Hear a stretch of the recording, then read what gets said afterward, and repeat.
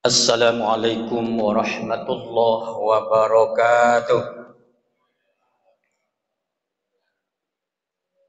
Alhamdulillah, assalatu wassalamu ala rasulillah wa ala alihi wa sahbihi wa mawala. Qala Allah Ta'ala fi kitabil karim, a'udzubillahi minasyaitonir rajim.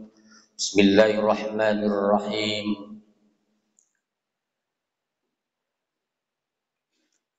Ya ayyuhalladzina amanu tubu ilallahi taubatan nasuha. Shadaqallahul azim. Yang sama-sama kita hormati Ketua Masjid Paripurna Darul Aman beserta seluruh jajarannya, bapak-bapak, ibu-ibu, jamaah salat zuhur yang insyaallah mudah-mudahan dimuliakan oleh Allah Subhanahu wa taala. Sama-sama kita bersyukur kepada Allah Subhanahu wa taala. Alhamdulillah, kembali pada siang hari ini Allah izinkan kita untuk dapat sama-sama kita hadir di rumah Allah ini untuk melaksanakan salat fardu zuhur secara berjamaah yang insyaallah sebentar lagi akan sama-sama kita laksanakan. Salawat beriringkan salam kembali sama-sama kita sampaikan buat junjungan kita Nabi Muhammad sallallahu alaihi wasallam. Allahumma salli ala sayyidina Muhammad wa ala alihi wa sahbihi ajma'in. Assalamu alayka ya Rasulullah, assalamu alayka ya Habibullah. Bapak Ibu jamaah rahimakumullah. Satu ketika Rasulullah Shallallahu Alaihi Wasallam berkumpul bersama para sahabat-sahabat yang terkemuka ketika itu. Lalu salah satu dari sahabat dia bertanya kepada Rasul. Sahabat ini menanyakan, wahai Rasul, siapakah manusia yang paling pintar? Manusia yang paling cerdas. Inilah yang ditanyakan oleh salah seorang sahabat yang hadir ketika itu. Kalaulah pertanyaan itu dikembalikan atau disampaikan kepada kita, mungkin kita menjawab bahwa orang yang pintar itu mungkin kalau pendidikannya mungkin paling tinggi, gelarnya mungkin sampai S3, Pak. Sampai profesor dia. Dia menguasai banyak ilmu dia. Tapi Nabi menjawab ketika itu, manusia yang paling pintar itu, manusia yang paling cerdas itu, kata Nabi, adalah manusia-manusia yang paling banyak ingat akan mati. Jadi mati yang kita bicarakan saat ini ya. Nah, banyak mengingat mati itulah manusia yang paling pintar, kata Nabi. Jadi kalau kita setiap hari kita selalu banyak ingat akan mati, insya Allah kita sudah termasuk kategori orang-orang yang pintar, yang cerdas menurut Rasul. Kemudian orang-orang yang banyak untuk mempersiapkan bekalnya. Dia banyak beramal soleh untuk dia bawa setelah kematian itu. Inilah manusia-manusia yang dikatakan oleh Nabi yang paling pintar dan paling cerdas itu. Bapak Ibu yang dirahmati Allah Subhanahu wa taala. Maka dalam satu hadis yang diriwayatkan oleh An-Nasa'i, Rasulullah Sallallahu Alaihi Wasallam bersabda, aksiru, kata Nabi, perbanyaklah zikro hazimil lazat, perbanyaklah kita ini untuk mengingat hazimil lazat yang dapat memutuskan kelezatan, dunia ini. Apa yang dapat memutuskan kelezatan hidup di dunia ini? Maksud Nabi adalah kematian itu. Inilah yang dapat memutus kelezatan hidup di dunia ini. Jadi kalau udah mati itu tidak ada lezat ya Pak. Banyak uang tak ada terasa lezatnya lagi. Kita ada mati. Oh, kita punya pangkat, punya jabatan, punya kedudukan, harta yang melimpah, segala-galanya kita miliki. Kalau kita sudah mati, putuslah yang namanya kelezatan hidup di dunia itu. Inilah yang diperintahkan oleh Nabi kita untuk banyak mengingatnya, Bapak Ibu. Ada salah satu kawan dulu, dia ngomong untuk apa kita ingat akan mati katanya? Mati itu jadi. Tak diingat pun mati itu pasti dah datang. Nah, ini adalah pemikiran yang bodoh tuh Bapak Ibu. Bapak Ibu yang dirahmati Allah Subhanahu wa taala. Maka Siti Aisyah juga satu ketika dia bertanya kepada Rasul, "Ya Rasul, adakah umatmu," kata Aisyah kepada Rasulullah, "yang besok dalam surga, ya, bukan hanya sekedar masuk surga, tapi dalam surga itu dia bisa dekat tempatnya dengan engkau ya Rasul." Nah, dalam surga itu luar biasa Pak. Ya, bukan sebesar Masjid Darul Aman ini, ya kan Pak? Bukan sebesar Pekanbaru ini Pak. Bukan sebesar Sumatera ini. Allah katakan wasari'u ila maghfiratin min rabbikum. Bersegeralah kalian kata Allah untuk meraih keampunan dari Allah. Tidak boleh kita menunda-nunda untuk mendapatkan keampunan dari Allah. Oh, kita menunda besok pagi, belum tentu sampai besok pagi malam udah mati kita Pak. Oh, kita menunda umpamanya, nanti mumpung saya pergi umroh di depan Ka'bah, nanti saya bertaubat, nanti belum sempat lagi sampai ke Mekah lagi udah mati dia. Dan maka untuk meraih keampunan Allah ini tak boleh kita menunda-nundanya. Wa jannatin 'arduhas samawati wal ard, dan mendapatkan kata Allah meraih syurga Allah. Sekarang inilah Bapak Ibu kita berlomba-lomba, kita ini berusaha untuk meraih surga Allah Subhanahu wa taala. Bagaimana cara kita meraih surga Allah itu adalah dengan kita senantiasa kita berlomba-lomba untuk beramal soleh ini Bapak Ibu. Tanpa amal soleh mustahil kita akan bisa meraih surga Allah Subhanahu wa taala. Dan Allah katakan surga itu arduhas samawati wal ard. Ya, seluas langit dan bumi kata Allah, itu surga Pak. Lalu ada yang bertanya, kalau begitu di mana letaknya neraka nanti? Kalau surga itu luasnya seluas langit dan bumi, di mana Allah taruh neraka? Itu bukan urusan kita Bapak Ibu. Dah. Bapak Ibu yang dirahmati Allah Subhanahu wa taala. Maka kata Rasulullah, orang yang akan dekat nanti tempatnya dengan aku dalam surga, bukan hanya masuk surga, tapi tempatnya itu dekat dengan aku, kata Rasulullah. Biar bisa kita bayangkan Bapak Ibu, tentu tidak sama nanti kan tempat surga Rasulullah itu tentu tidak sama dengan yang lain itu Pak. Ya, apa namanya itu bobotnya itu kualitas itu tidak sama. Apa kata Rasulullah? Ada. Siapa itu wahai Rasul? Kata Siti Aisyah, adalah umatku kata Rasulullah yang setiap hari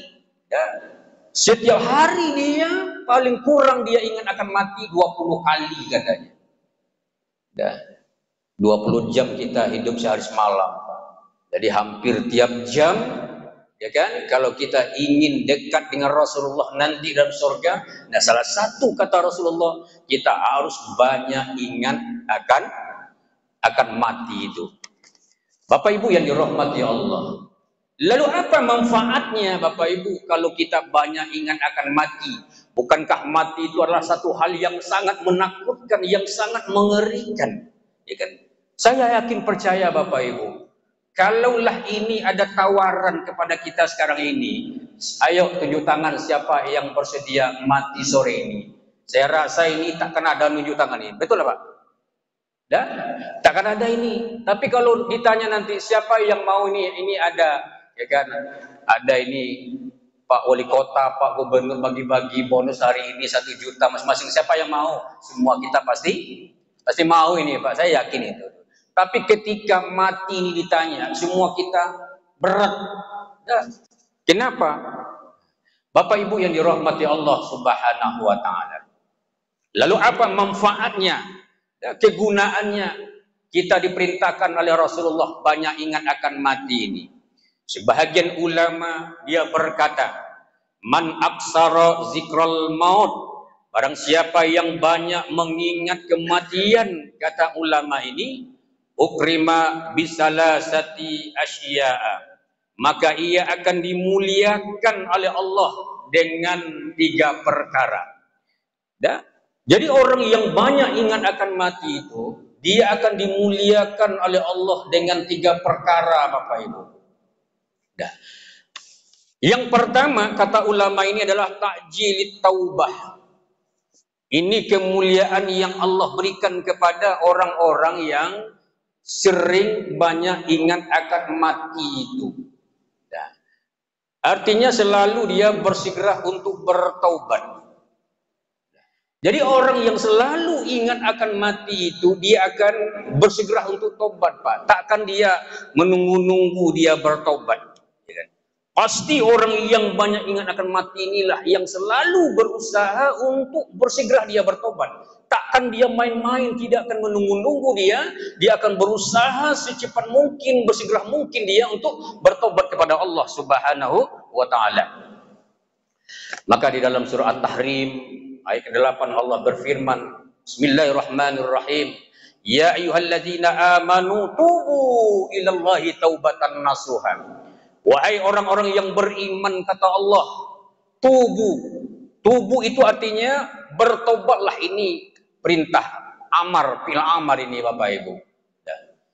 Tubu artinya bertobatlah, kata Allah, ilallah, kepada Allah, taubatan nasuha, dengan taubat nasuha, taubat yang benar-benar, yang sungguh-sungguh, kata Allah. Bapak Ibu yang dirahmati Allah Subhanahu wa taala. Jadi taubat itu artinya, kalau bahasa kitanya itu kembali, Pak. Itu arti taubat. Jadi kembali. Kembalinya seseorang tadi, dia dari mungkin dalam perjalanan hidupnya tadi, katakanlah udah banyak melenceng ini, Pak. Udah banyak menyimpang perjalanannya. Dia banyak pergi melakukan maksiat, berbuat dosa, bergelimang dengan dosa dia. Kemudian dia kembali tadi ke jalan Allah, ke jalan yang benar tadi. Sesat di tengah jalan, kembali ke pangkal jalan. Artinya apa? Kita sudah tersesat jauh, berbuat kemaksiatan, kita kembali kepada Allah Subhanahu wa taala. Nah, itu makna dari taubat tadi, Bapak Ibu. Yang diinginkan oleh Allah itu adalah taubat yang sebenar-benarnya. Taubatan nasuha, taubat yang sesungguh-sungguhnya, kata Allah. Jadi kalau istilah orang awak, Bapak Ibu, ada istilah itu tobat sama lado kali ya, Pak ya. Lataraso pade tadi dilapaikan, beko lelang pade tadi makan lagi. Nah, itu orang kita mengatakan itu samban tobat sama lado itu, Bapak Ibu. Jadi taubat itu yang diperintahkan oleh Allah itu adalah taubat yang sebenar-benarnya tadi, Bapak Ibu. Makanya ada syaratnya, baru dikatakan taubat nasuha tadi. Yang pertama baru dikatakan seseorang itu betul-betul dia bertobat tadi, Bapak Ibu. Pertama betul-betul dia menyesali dia, Pak. Manusia pasti berbuat salah. Pasti kita berbuat dosa ini, Bapak Ibu. Cuma ada banyak sedikitnya, Pak. Ada yang banyak, ada yang sedikit ini. Ada yang sering, ada yang jarang. Itu aja, Bapak Ibu. Jadi menyesali tadi. Bagaimana cara kita menyesali tadi? Ya, perbanyaklah kita minta ampun kepada Allah. Astaghfirullahalazim alladzi la ilaha illa wal hayyul qayyum wa atubu ilaih. Rasulullah sallallahu alaihi wasallam, Bapak Ibu, orang yang paling mulia Ya, seorang yang maksum. Kita bukan maksum ini Bapak Ibu. Maksum itu adalah orang yang terhindar, terjauh dari perbuatan-perbuatan maksiat. Karena Nabi memang selalu didampingi oleh malaikat Jibril. Ya, selalu dibimbing, diingatkan oleh malaikat Jibril Bapak Ibu. Nah, kalau kita mungkin kiri kanan, depan belakang itu banyak setannya Bapak Ibu yang bersama kita. Maka kita selalu berbuat dosa tadi. Dan Nabi juga sudah mendapat jaminan ampun dari Allah. Kalau kita ini Bapak Ibu kenal belum ada jaminan buat kita nih Bapak Ibu. Entah dosa kita diampuni oleh Allah, ibadah kita apakah diterima oleh Allah, doa kita apakah diijabah oleh Allah, wallahu alam. Tapi Nabi itu sudah dapat jaminan dari Allah. Diampunkan dosa yang berlalu, yang sekarang, yang akan datang, dijamin masuk surga oleh Allah. Ya, dijamin. Kalau kita ini tidak ada jaminan Pak. Tak sasar roga kita ke neraka walau alam ya Pak ya. Tak ada jaminan. Tapi Nabi Bapak Ibu tidak kurang dia 70 kali, ada hadis mengatakan 100 kali dia minta ampun kepada Allah. Masya Allah. Jadi kalau Nabi saja 70 kali minta ampun kepada Allah, harusnya kita lebih banyak daripada Rasulullah kita minta ampun. Nabi sujud kenapa sampai bengkak-bengkak lutut Nabi itu Bapak Ibu? Dia lamanya sujud Pak. Bukan bengkak kaki itu karena asam urat, ya kan? Bukan karena rematik, ya kan? Bengkak kaki Nabi itu karena kelamaan sujud sehingga darah itu tidak bisa mengalir seperti biasa lagi Pak. Maka bengkak kakinya nih. Apa yang dilakukan oleh Nabi kita kan sujud tadi? Dia banyak berdoa kepada Allah. Maka waktu sujud itulah Bapak Ibu perbanyaklah kita, ya kan, meminta kepada Allah, minta ampun kita kepada Allah. Ini kadang-kadang baru kening kita ini sampai ke sujud langsung naik ke atas entah apa dibacanya, apalagi berdoa lagi. Salah satu doa Nabi kita sujud tadi, Allahumma firli zambi kullah. Ya Allah, ampunkanlah semua dosa-dosaku ini ya Allah. Pertanyaannya Bapak Ibu, dosa yang mana ini? Semua dosa Nabi yang mana? Pernah Nabi berzina? Pernah Nabi menipu? Pernahkah Nabi berbohong? Pernahkah Nabi memaki-maki orang? Tidak ada, pernah Pak. Tapi Nabi begitu dia takutnya kepada Allah, dia minta ampun. Ya Allah, ampunkanlah semua dosa-dosaku. Bapak Ibu yang dirahmati Allah, kemudian kita tidak melakukan lagi, berjanji untuk tidak melakukan lagi. Yang ketiga, kita berusaha untuk meningkatkan amal soleh kita. Harus ada perubahan sebelum bertobat, dengan setelah kita bertobat harus ada perubahan tadi. Lalu yang kedua, apalagi hikmah atau keuntungan kita selalu banyak kita ingat akan mati tadi. Kata ulama adalah wa qana'atil qalbi. Hati kita ini akan selalu qanaah Pak. Menerima, itu arti itu Pak. Jadi semua yang Allah berikan kepada kita banyak, alhamdulillah. Ketika kurang pun alhamdulillah. Dapat bahagian banyak, alhamdulillah, senang hatinya. Ketika sedikit pun, orang yang banyak ingatkan mati tadi, dia selalu ikhlas menerimanya Pak. Kita itu kadang-kadang yang membuat kita ini tidak pernah kita puas, tak pernah kita merasa bahagia. Kenapa? Karena kita tak pernah merasa cukup ini Pak. Dikasih satu mau dua, kasih dua mau tiga lagi, akhirnya masuk penjara lagi Pak. Kenapa? Karena tak pernah puas tadi. Yang terakhir, keuntungan orang yang banyak ingat akan mati ini, kata ulama tadi, wan nasyati fil ibadah. Semangat dan rajin dia beribadah. Jadi bukan percuma Bapak Ibu. Kita perintahkan ingat akan mati itu adalah untuk memotivasi kita ini, mendorong kita ini untuk rajin kita beribadah kepada Allah Subhanahu wa ta'ala. Amal soleh inilah Bapak Ibu, 3 yang akan mengantarkan kita besok Bapak.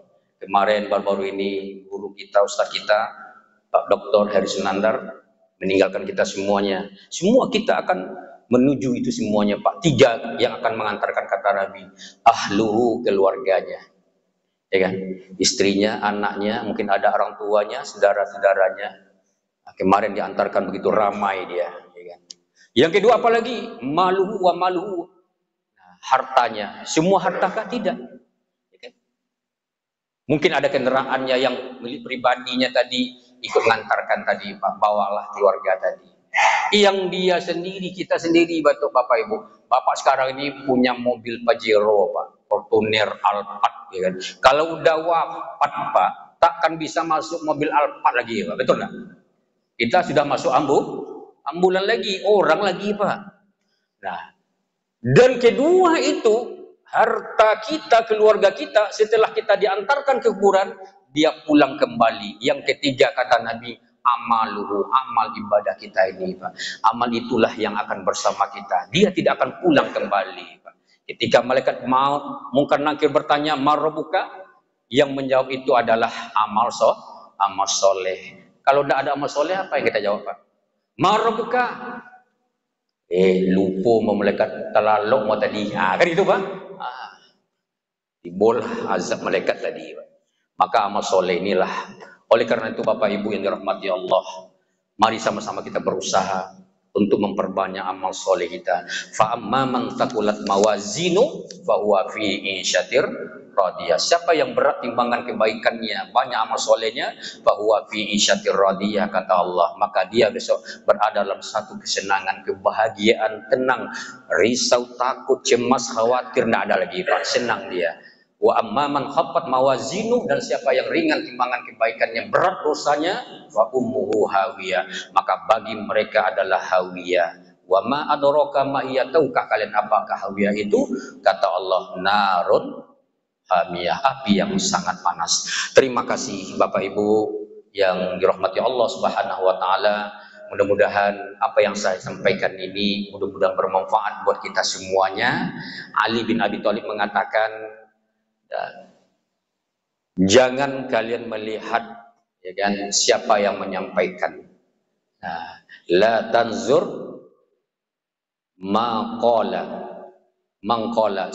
Jangan kalian lihat siapa yang menyampaikan, tapi lihatlah apa yang disampaikan. Inilah pesan dari Ali bin Abi Thalib tadi. Terima kasih, mohon maaf. Subhanakallahumma wa bihamdika asyhadu an la ilaha illa anta astaghfiruka wa atubu ilaik. Wassalamu alaikum warahmatullahi wabarakatuh.